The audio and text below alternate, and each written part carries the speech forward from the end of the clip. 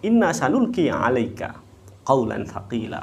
Nah, dari sinilah bahwa memahami Al-Qur'an dan membacanya ini ternyata adalah qaulan tsaqila. Ini sungguh sesuatu yang sangat berat. Sehingga di surat yang sama akhirnya Qumil Laila ini dinusah.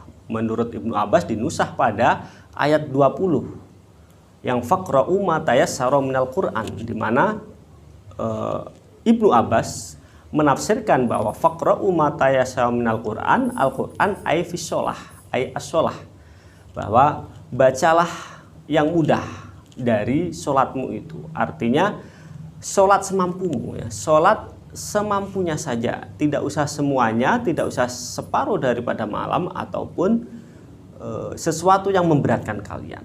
Nah, ini adalah apa? Bukti ya, bukti bahwa Allah ini maha baik. Allah ini maha tahu terhadap kekuatan hambanya. Sehingga dalam Al-Quran pun banyak sekali kemudahan-kemudahan yang ditujukan kepada kaumnya Nabi Muhammad, di mana Allah menghendaki kepada kalian di dalam kemudahan dan tidak menginginkan umatnya ini di dalam kesulitan. Sehingga dari ayat ini pun para ulama usul fiqh mengeluarkan beberapa kaidah-kaidah ya, mengeluarkan beberapa kaidah usul yang diantaranya keluar kaidah al-masaqah tajlibut taisir dari ayat yuridullahu bikumul yusra, itu akhirnya bahwa sesuatu yang berat ini bisa beralih menjadi sesuatu yang ringan.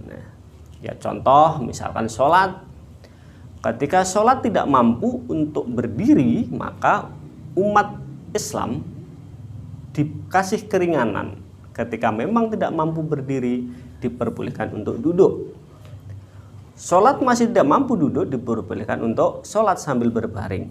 Nah, sholat berbaring tidak mampu, boleh sambil apa? Boleh sambil telentang. Telentang masih tidak mampu, boleh untuk pakai isyarat mata. Nah, ini adalah termasuk kemudahan-kemudahan yang di dalam Al-Quran yang keluar dari kaidah-kaidah yang dicetuskan oleh ulama. Sehingga di dalam syariat ini terdapat 7 keringanan kalau kita ngikut pada kaidah usul fiqh. Di Mabadul awalnya juga ada di kitab paling dasar usul fiqh, bahwa keringanan syariat itu ada 7. Yang pertama adalah tahfifu iskot, seperti gugurnya Jumatan, gugurnya haji ya, jika memang itu ada udur.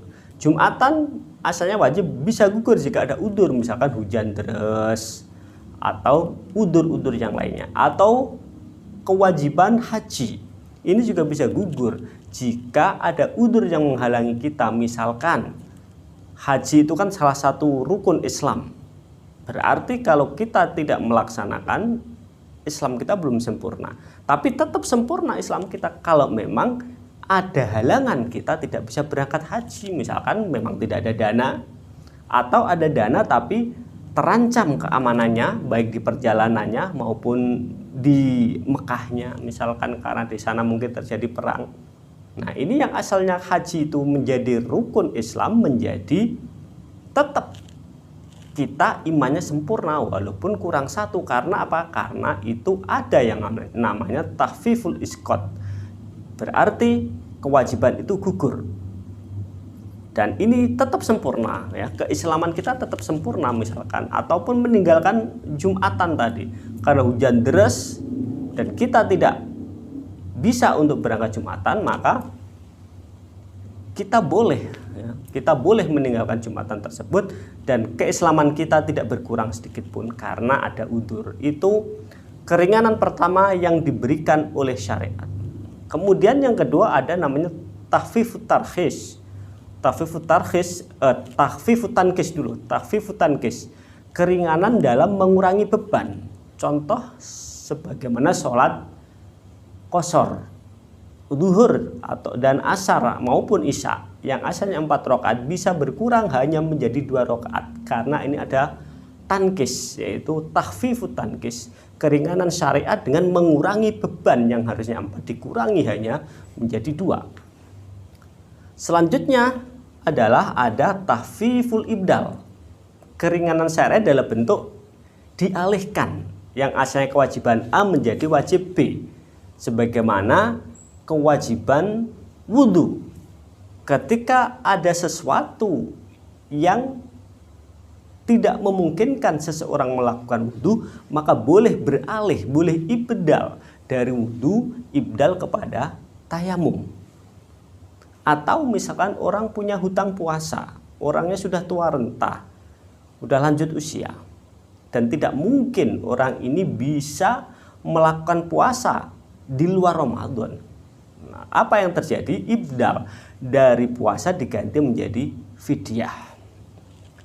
Kemudian yang keempat adalah tahfifu taqdim, yaitu yang harusnya sholat itu kan kewajiban yang sudah ditentukan oleh waktunya.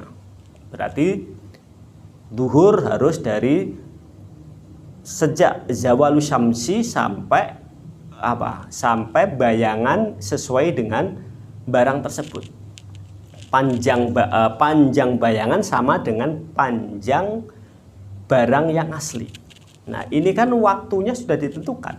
Nah, ketika ada takhfifu taqdim atau takhir nanti ya, atau asar lah ya, contohnya yang asar. Kalau takhfifu taqdim contohnya asar. Asar harusnya dari jam 3 sampai jam setengah 6 misalkan, boleh ditakdim, diajukan waktunya tidak pada waktu yang semestinya, boleh diajukan pada jam 1 sampai jam 3 yang seharusnya itu belum waktunya sholat asar. Kemudian takhfifut takhir. Takhfifut takhir seperti sholat duhur boleh dilakukan di sholat asar ketika terjadi misalkan musafir. Nah, itu. Kemudian yang keenam adalah takhfifut tarkhis, adanya rukhsah. Keringanan berupa rukhsah. Contohnya seperti orang yang istinja, yang seharusnya memakai air, ada rukhsah. Boleh juga istinja itu memakai benda yang keras untuk membersihkan najis. Kemudian takhfif yang terakhir adalah takhfifut taghyir. Bisa merubah dari kewajiban satu bisa kepada kewajiban yang lain. Atau caranya harusnya seperti ini, dirubah cara seperti yang lain, sebagaimana contohnya orang yang dalam keadaan sholatul khauf, di mana pada aslinya sholat ini sudah ada ketentuannya harus menghadap kiblat, ya, harus menghadap kiblat. Itu adalah ketentuan yang wajib dalam sholat. Nah, dalam sholatul khauf boleh untuk sholat tanpa menghadap kiblat ketika orang dalam keadaan perang yang sangat berkecamuk dan tidak memungkinkan untuk menghadap kiblat, sehingga diperbolehkan orang ini sholat kemanapun dia menghadap ketika orang ini berperang. Nah, itu adalah 7 keringanan yang diberikan oleh Allah, sebagaimana tadi dalam surat Al-Muzammil yang asalnya kewajibannya tahajud semalam penuh, akhirnya dinusah pada ayat ke-20 masih dalam surat Al-Muzammil, yaitu faqra'u ma tayassara minal Qur'an.